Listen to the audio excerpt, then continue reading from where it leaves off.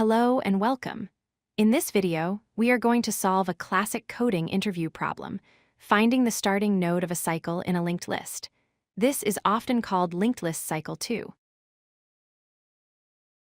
First, let's understand the structure. A cycle happens in a linked list when a node's next pointer points back to a previous node instead of null. This creates an infinite loop where you can traverse forever. Our goal is not just to say yes or no if a cycle exists. We need to identify and return the exact node where the cycle begins. In this diagram, that is node C. The simplest way to solve this is using a hash set. We traverse the list and store every node we visit in the set. If we encounter a node that is already in the set, that is our start node. However, this uses O of n extra memory. To solve this without extra memory, we use Floyd's cycle detection algorithm, also known as the Tortoise and Hare algorithm. We use two pointers, a slow pointer moving one step at a time and a fast pointer moving 2 steps. In the first phase, we just let them run.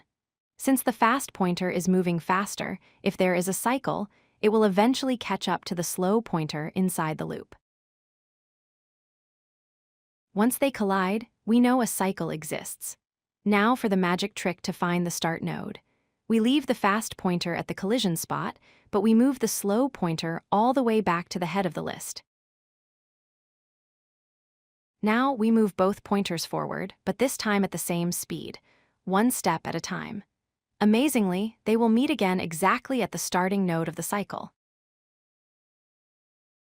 The math behind this guarantees that the distance from the head to the start node is equal to the distance from the meeting point to the start node, plus some number of full loops. So walking them together closes that gap perfectly. Here is the code. First, we loop while fast is not null. We move slow by 1 and fast by 2. If they meet, we reset slow to head. Then we loop until they point to the same node, moving both by 1 step. Finally, return that node. This solution is optimal. It runs in O of n time complexity because we do not loop endlessly, and it uses O of 1 space complexity because we only use 2 pointer variables, regardless of the list size. If you like this video, hit that like button and don't forget to subscribe. Visit codelucky.com for more such useful content.